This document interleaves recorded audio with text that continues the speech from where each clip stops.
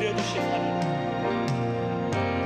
영광 내려주신 하나님, 나로 고통받는 자를 위로하게 하소서. 나의 평생 주의 사랑을 전하리.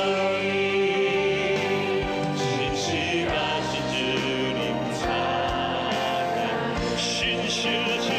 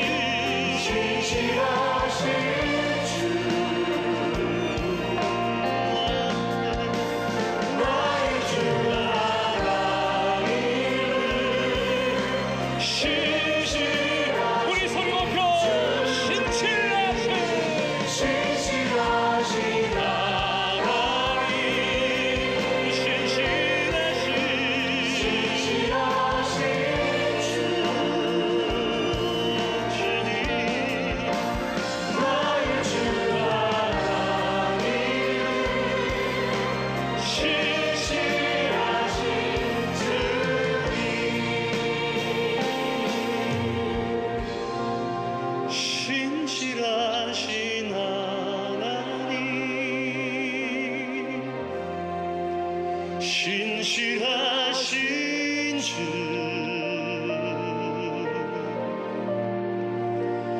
나의 주 하나님, 신실하신 주님. 자, 우리는 이 창세기 4장으로 넘어와서 아담과 하와의 범죄 이후에 인류의 역사가 어디로 흘러가고 있는가 하는 것을 계속 보고 있습니다.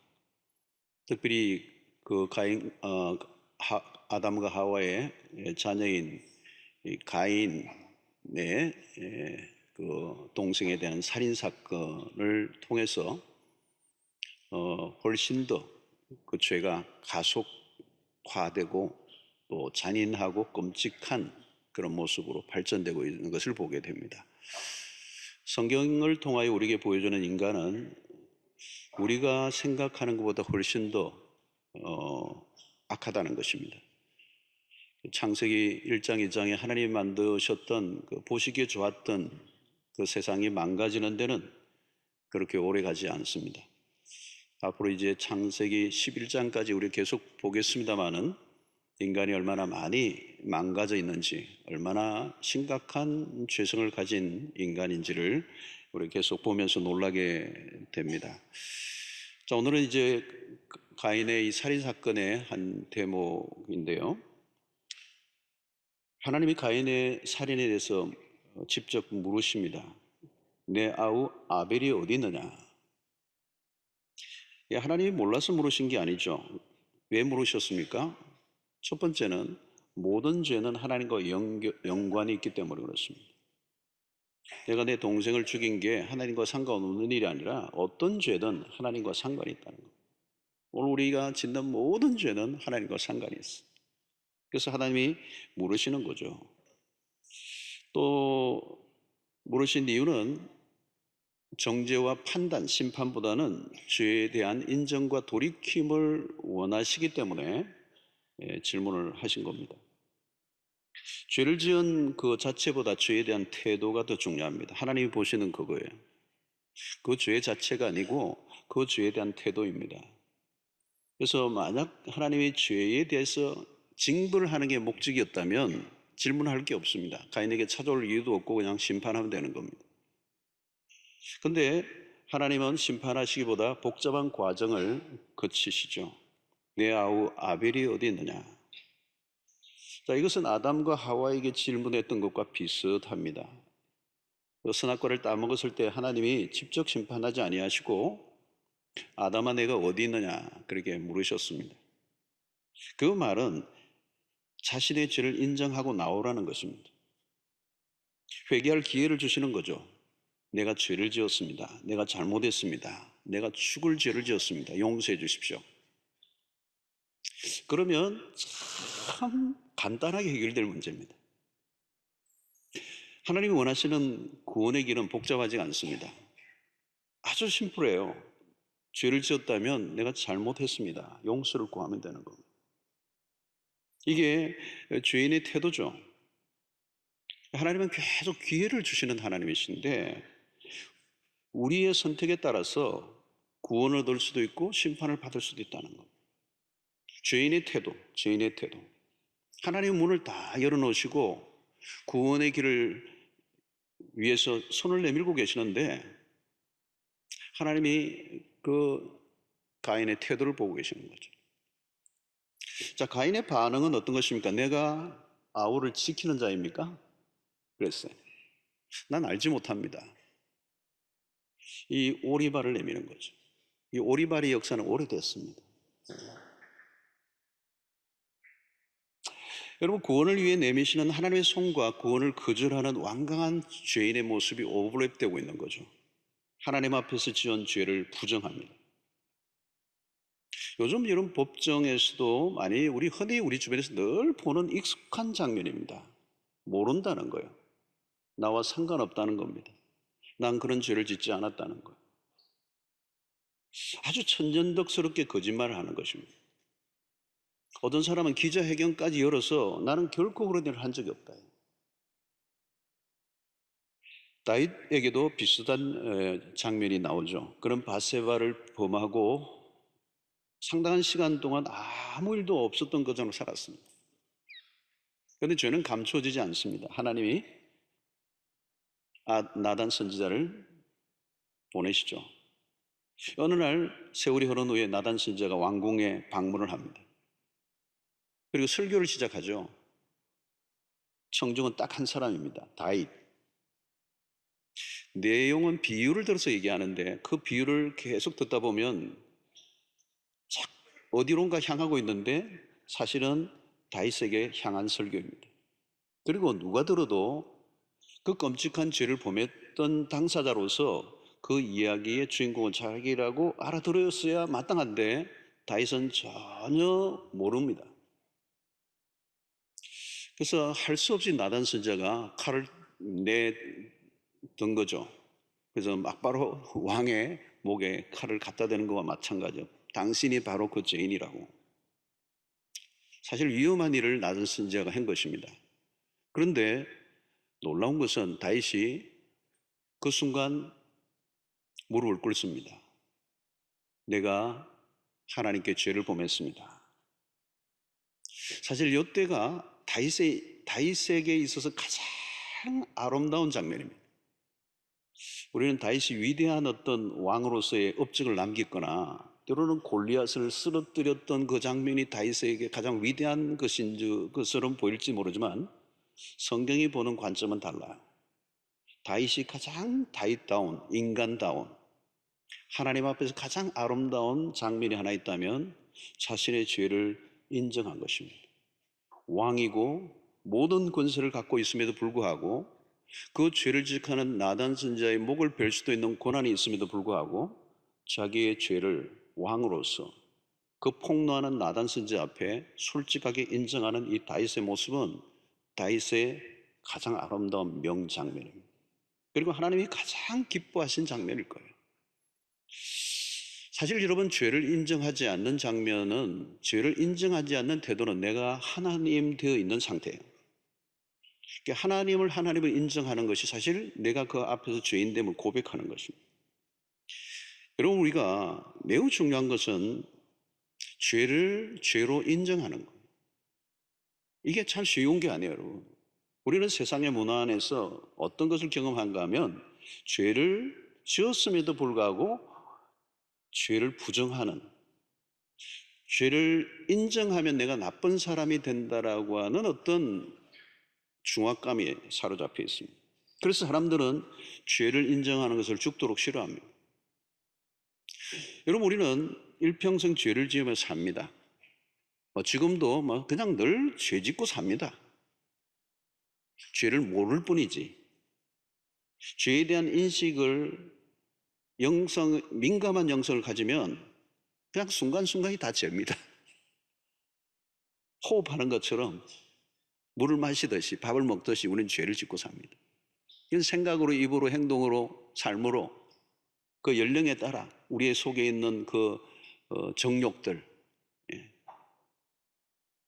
자, 여러분, 가인은 내가 내 아우를 지키는 자입니까? 하나님 왜 그걸 나에게 묻습니까?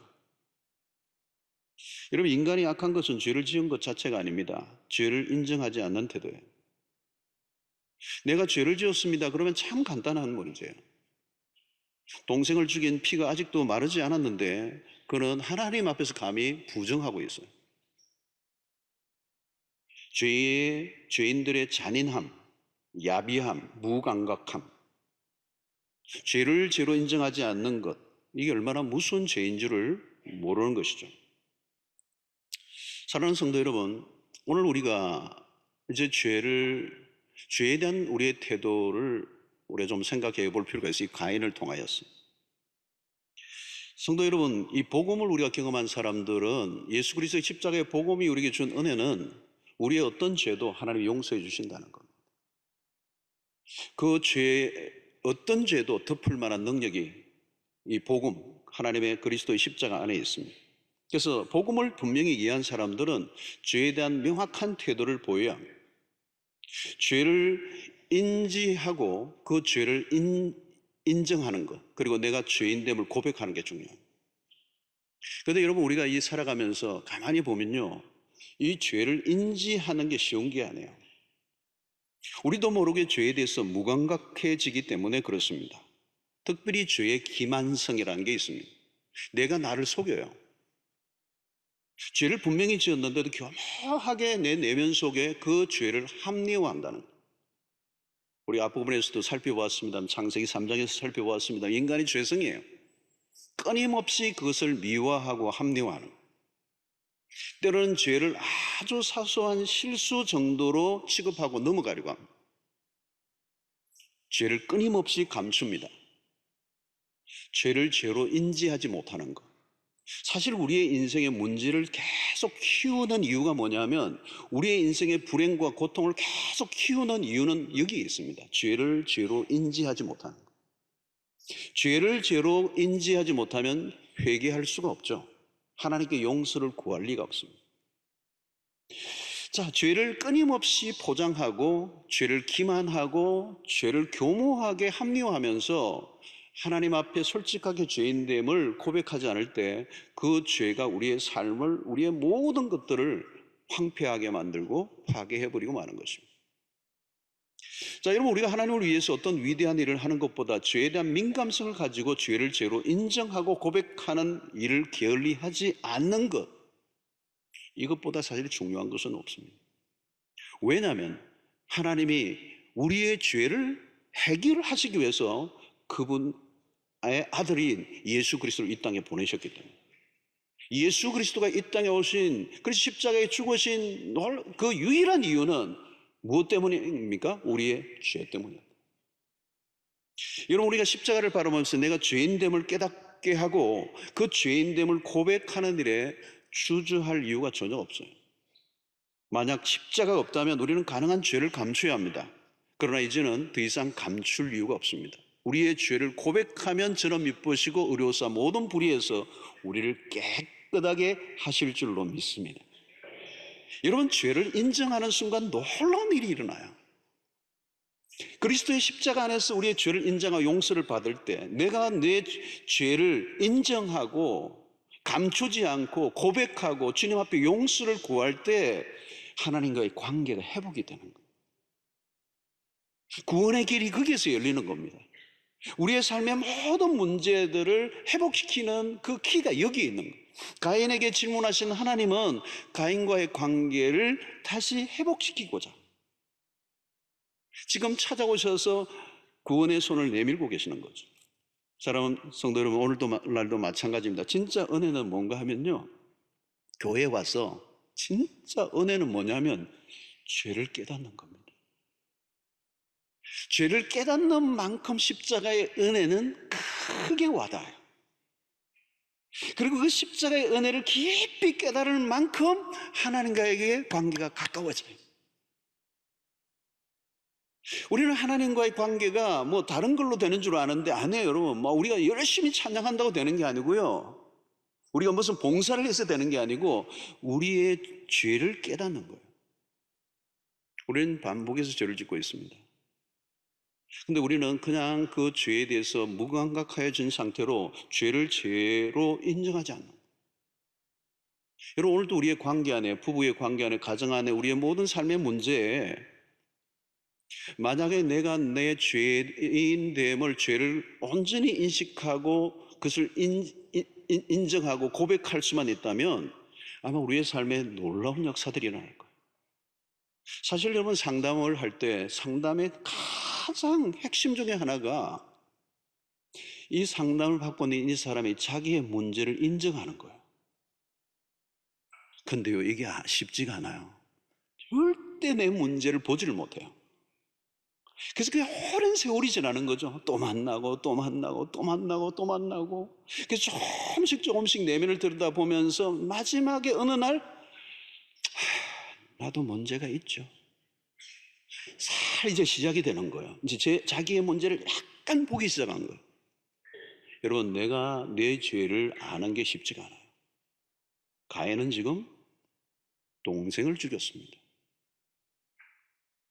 늘 밥 먹고 함께 자고 함께 지내고 오랜 생을 함께 했던 혈육인, 그게 무슨 많은 세상이 인구가 많았던 데도 아닌데 정말 그 혈육인 동생을 잔인하게 쳐 죽였는데 돌아서서 하나님 앞에서 죄를 부정하는 인간의 모습을 우리는 잘 들여다봐야 합니다. 오늘 우리는 예배 때마다 죽임당하신 어린 양을 고백하는 이유는 뭘까요? 그분이 아니었다면 우리의 죄로 우리는 죽었어야 마땅한 존재들. 근데 하나님이 그 아들을 통하여 십자가에 죽게 하심으로 우리의 모든 죄로부터 용서를 해주셨기 때문에 우리는 주저함 없이 이제 우리의 죄를 끌어안고 있지 않고 쌓아가지 않고 있는 그대로 주님 앞에 솔직하게 진심을 다하여 고백할 때 구원의 역사가 일어나고 사는 역사가 일어나고 회복의 역사가 일어나고 변화의 역사가 일어나게 될 줄로 믿습니다.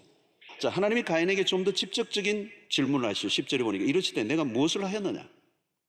내 아우의 핏소리가 땅에서부터 내게 호소하느니라.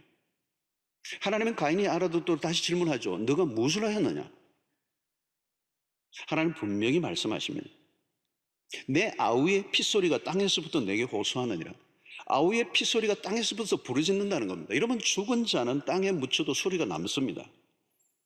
죽은 자의 핏소리는 마치 히브리인들이 애굽에서의 고통하는 소리와 같아요. 사람이 죽었다고 끝난 게 아닙니다. 죽은 사람의 억울함의 소리는 하늘에 올려져요. 마침내 죄에 대한 하나님의 심판이 내려집니다. 그게 오늘 12절의 말씀입니다. 내가 밭을 갈아도 땅이 다시는 그 효력을 내게 주지 아니할 것이요 너는 땅에서 피하며 유리하는 자가 되리라. 두 가지 증거입니다. 첫 번째는 땅의 저주를 받았다는 거예요. 여러분, 가인의 직업이 뭡니까? 농부입니다. 농부인데 땅의 저주를 받았어요. 그러니까 아무리 밭을 갈아도 제대로 결실을 거두지 못할 것이라는 거예요. 저주가 내려진 땅에서는 인간의 노력은 허사가 됩니다. 땀을 흘렸는데 너무도 부실한 결과를 맺는 것, 이게 저주입니다. 풍요와 거리가 먼 아주 아슬아슬한 삶, 늘 결핍에 시달리며 살아가야 하는 이 인간의 모습이 저주예요.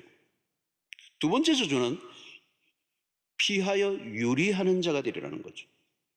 가인은 에덴의 동쪽에서부터 방랑의 삶을 시작합니다. 방랑, 이게 저주예요. 일종의 도피극이죠. 끝없는 이주의 삶을 사는 겁니다. 자, 여러분, 방황하는 인생. 자, 방황이라는 게 뭘까요, 여러분? 그게 저주예요.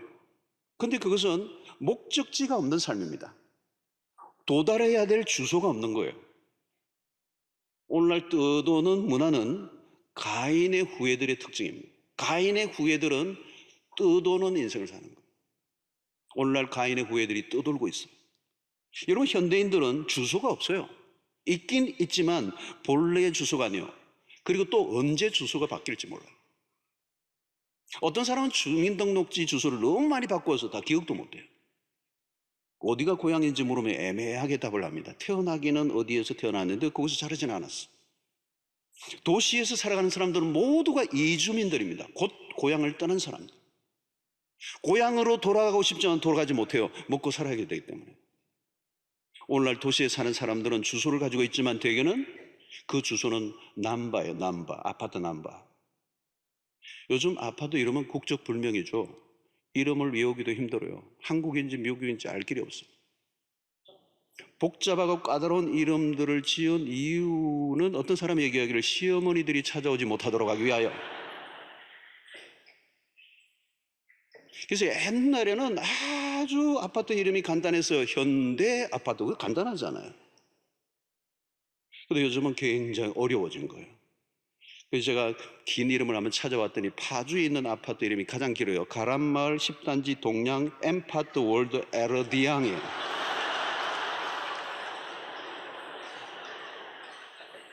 이 정도면 못 찾아오죠.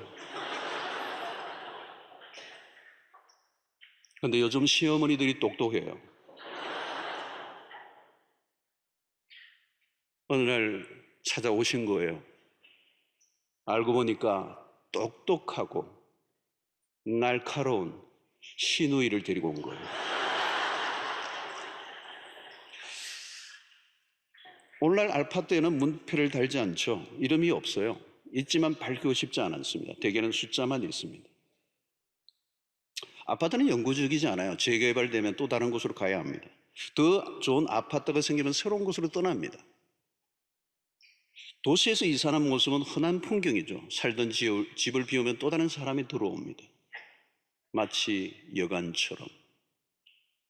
집만 바꾸는 게 아니죠. 사는 동네를 바꾸기도 하고 도시를 바꾸기도 하고 나라를 바꾸기도 합니다. 사람들이 왜 이주를 하죠? 현재보다 좀 더 나은 삶을 기대하기 때문에. 그 말은 현재의 삶에 만족이 없다는 뜻입니다. 그래서 끝없는 이주예요. 우리나라에 이주민들이 많이 들어와 있습니다. 그런데 알고 보면 모두가 우리가 이주민들입니다. 이사를 할 때 새로운 것에 대한 기대도 있지만 두려움도 있습니다. 주변에 대한 경계를 하게 되죠.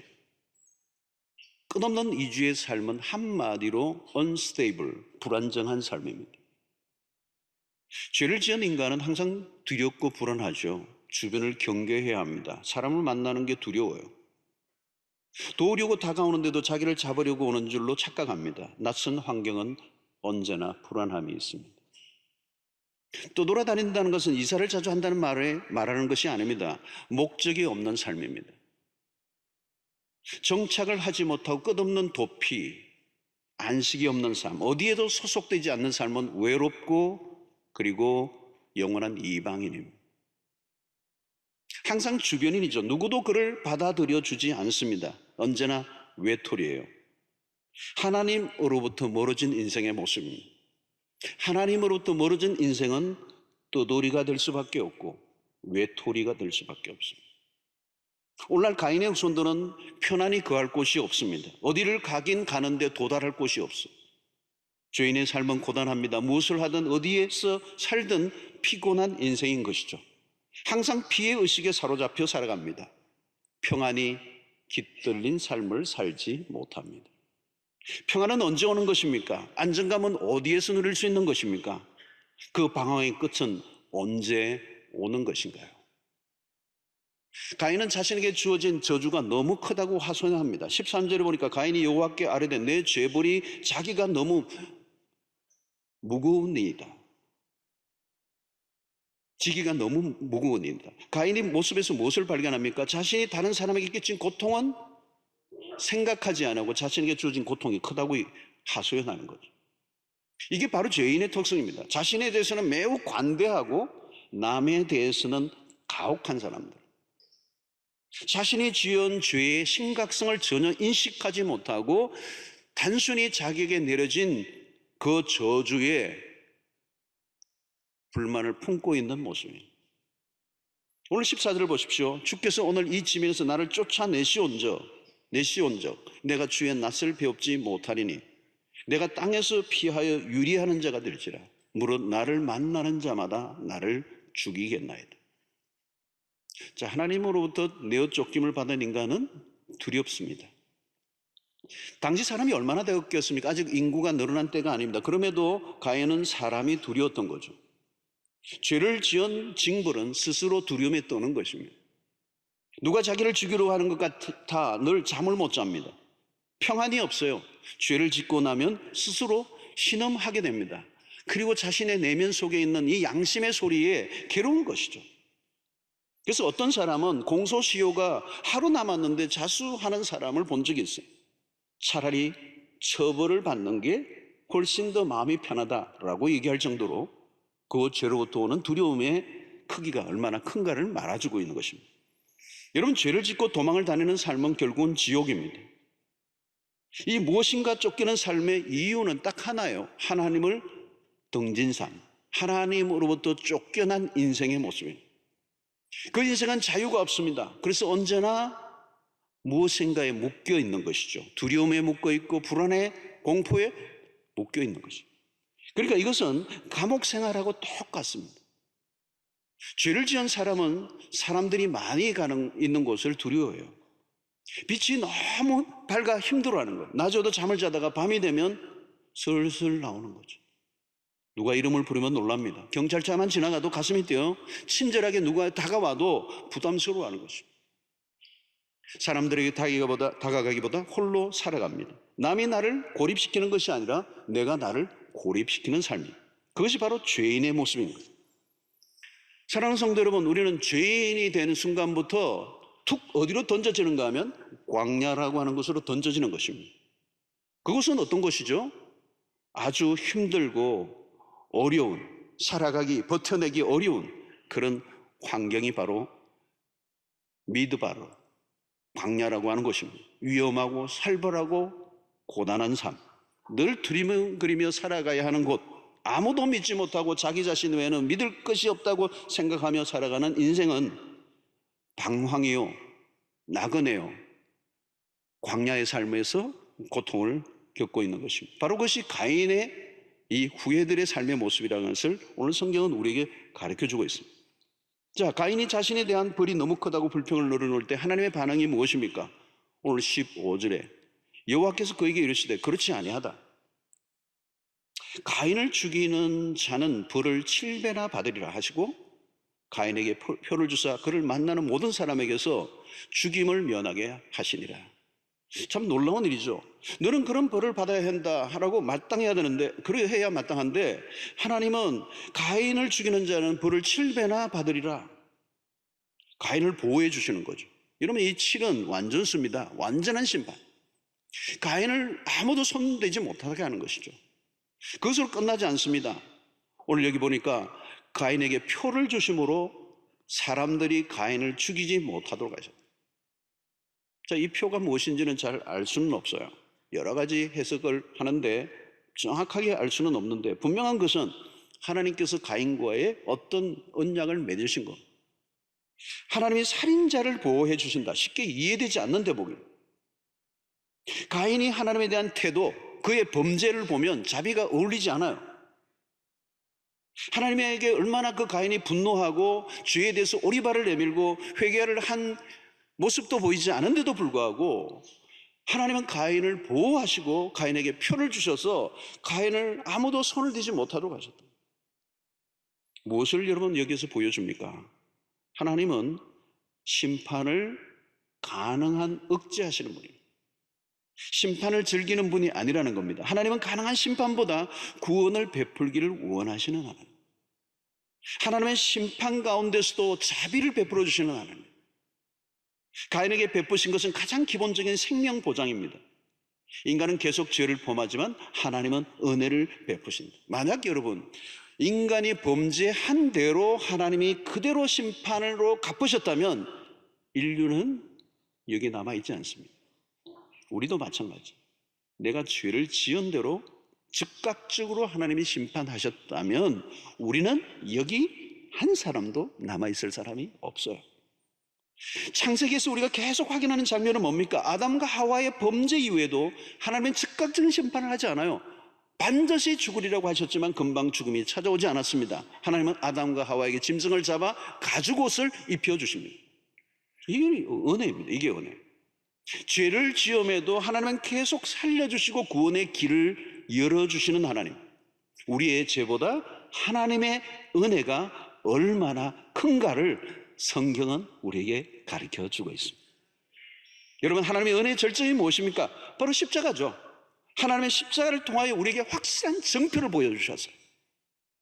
누구든지 그리스도의 십자가만 붙잡으면 하나님은 우리의 모든 죄에도 불구하고 우리를 용서하시고 구원을 베풀어 주신다는 거예요.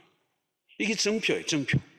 마치 출애굽 전날 밤 이 모든 애굽의 장자들이 죽어가는 그 밤에 이스라엘 히브리 민족의 집에 그 앞에 문설주에 어린 양의 피를 바르기만 하면 모든 재앙이 패스오버가 되는 것처럼 그 하나 정표예요. 정표. 하나님이 주신 정표는 문설주의 피를 바르, 어린 양의 피를 바르는 거.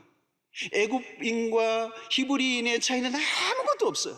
다 죄인이에요. 다 죽을 사람이에요. 그런데 그 어린 양의 피를 분설주에 바르기만 하면 하나님의 재앙이 떠나가는 표식으로 주신 것처럼 오늘 가인이 죄를 범했어도 불구하고 그에게 표를 주사 그의 생명을 붙들어 주시는 이것은 하나님을 떠난 인생임에도 불구하고 하나님은 여전히 구원의 길을 열어놓으시고 우리에게 심판보다 자비를 베풀어 주시기를 원하시는 하나님의 한량없는 은혜인 줄로 믿습니다. 오늘도 언제나 우리가 주님 앞에 나아가기만 하면은 그리스도의 십자가로 말미암아 우리를 완전하게 용서해 주시는 은혜가 복음인 줄로 믿습니다. 자, 우리는 오늘 이 본문을 통하여 우리에게 주어진, 인류에게 주어진 저주가 무엇인지를 확인을 해야 돼요. 저주란 무엇인가? 결국은 오늘 이 가인에게 임한 이 저주는 딴 게 아니에요. 하나님으로부터 멀어진 상태를 의미합니다. 하나님으로부터 등을 돌린 상태, 하나님과 관계가 단절된 상태가 바로 저주라고 하는 것입니다. 여러분, 인간이 그 순간부터, 하나님과 분리된 순간부터 인간은 자신의 힘으로 스스로 살아가야 하는 것. 여러분, 딴 게 저주가 아닙니다. 내 힘으로 내가 살아가는 것, 그게 저주예요. 하나님 없이, 하나님 도움 없이, 하나님을 의존하지 않고 내 힘으로 내 인생을 살아가는 것, 그게 저주예요, 여러분. 만약에 지금 내 삶이 힘들지만, 우리가 죄를 지은 이후에는 광야에 던져졌지만, 그럼에도 불구하고 우리가 하나님과 함께만 한다면, 우리가 어떤 조건과 상황의 문제가 아니라 하나님과의 관계에만 온전하다면 광야에서도 꽃은 피고 광야에서도 샘물은 터지는 거예요. 여러분, 우리가 이 땅은 여전히 이 죄로 인하여 저주가 임한 그 저주의 흔적들을 우리가 곳곳에 보고 있습니다. 오늘도 우리는 여전히 완전히 그 모든 것으로 벗어난 상태는 아니에요. 그래서 우리에게는 질병도 찾아오고 여러 가지 사건과 사고와 별 일들로 인하여 우리는 고통을 피할 수가 없는 이 세상을 살아가는 것은 우리는 이 땅이 광야이기 때문에 그래요. 그럼에도 불구하고 우리에게 진정한 그런 복은 무엇입니까? 복은 어떤 조건과 상황이 아니라 하나님과의 관계에 달려있어요. 시편 23편 4절의 유명한 말씀이 그거죠, 여러분. 내가 사망의 음침한 골짜기로 다닐지라도 해를 두려워하지 않을 것은 주께서 나와 함께 하심이라. 상황은 사망의 음침한 골짜기를 다니는 거예요. 그렇지만 하나님이 나와 함께 하신다면 나는 그것을 두려워하지 않는다는 겁니다. 여러분, 오늘 우리에게 매우 중요한 것은 하나님과의 관계가 있습니다. 하나님과의 관계, 가까운 관계성이 있다면 우리의 삶은 최상이 있다는 거예요. 우리가 어디에 살든 무엇을 먹든 상관없어요. 조건과 상황이 아니라 하나님과의 관계에 모든 게 달려있다는 거예요. 여러분, 왜 사람들이 가질 만큼 가지고도 불안해합니까? 왜 만족하지 못하죠? 여러분, 노년에 모아놓은 것이 없어 불안한 것일까요? 우리 속지 말아야 합니다. 불안의 근원적인 문제는 하나님과의 관계에 있습니다. 하나님으로부터 벗어나면 그게 광야요. 하나님으로부터 벗어나 나 홀로 살아가는 게 저주예요. 하나님으로부터 멀어질수록 우리 안에 뭐가 일어납니까? 내 혼자 내 힘으로 살아가야 하기 때문에 내 안에 탐욕이 끊임없이 일어나는 거예요. 이기심이 넘쳐서 언제나 배가 고픈 것입니다. 그러니까 날마다 챙겨야 하고 쌓아두어야 하고 싸워야 하고. 여러분, 하나님으로부터 멀어지면 모든 게 힘들어지는 것이죠. 가인의 삶이 그런 것입니다. 초조한 것이죠. 불안한 것이죠. 그래서 우리가 다음 주에 살펴보겠습니다만 가인은 성을 샀죠. 성을 샀는 거예요. 자기가 자기를 보호하기 위해서. 도시의 문명은 자기가 자기를 보호하기 위해서 만든 문명이에요.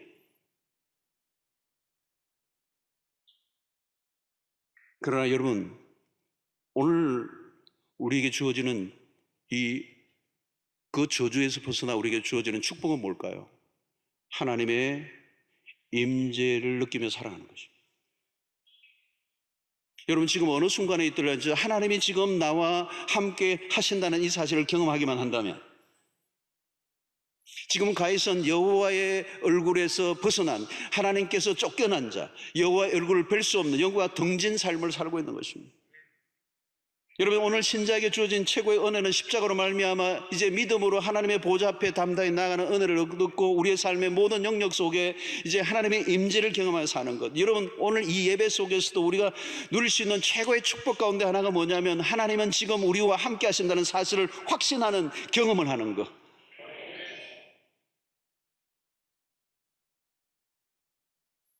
오늘 저주 아래에 있는 사람들은 하나님과 단절된 삶을 살아가고 있기 때문에 소진되어져 가는 것이죠. 소멸되어 가는 것입니다.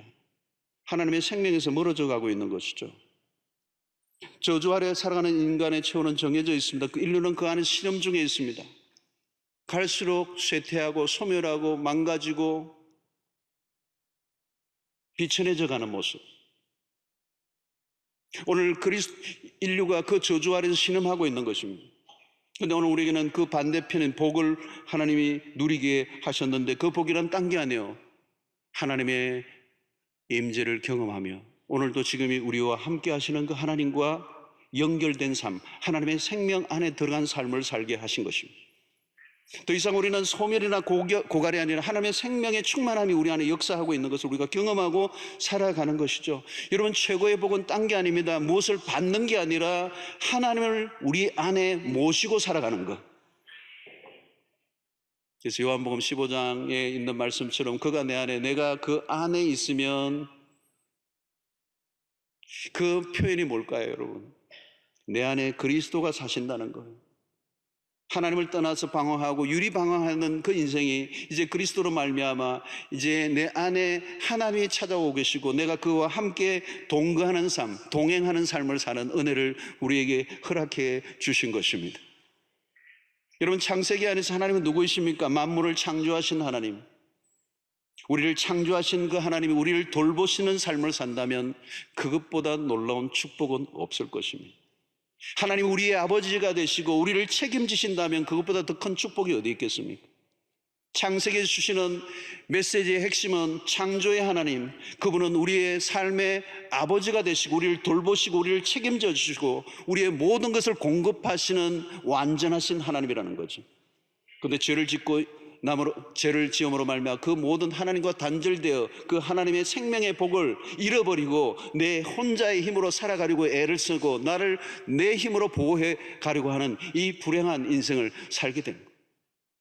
오늘 신약시대, 오늘 그리스도 예수를 믿는 오늘 우리 모두는 이제 더 이상 홀로 유리방황하는 삶이 아니라 아버지의 품 안에서 그분의 임재를 느끼며 그분과 동행하는 복을 누리며 사는 은혜를 얻게 된 것입니다.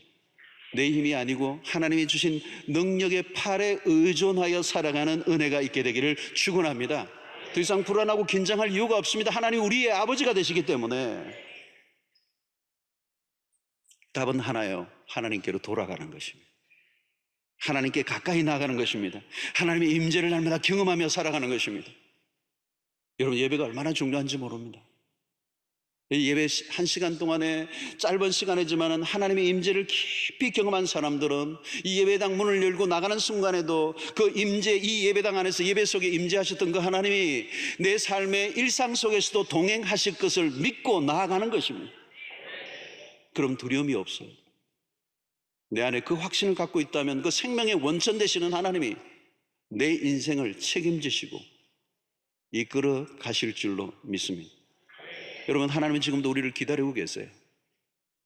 가인은 죄를 짓고 그 죄를 인정하지 않으므로 하나님으로부터 점점 멀어져 갑니다.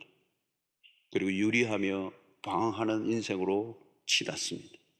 우리는 그 가인의 후회가 아니라 아벨의 후회로 참된 제사를 드림으로 하나님께 더 가까이 나아가 하나님 안에서 누리는 그 생명의 복을, 그 부요함을 누리시는 은혜가 있게 되기를 축원합니다.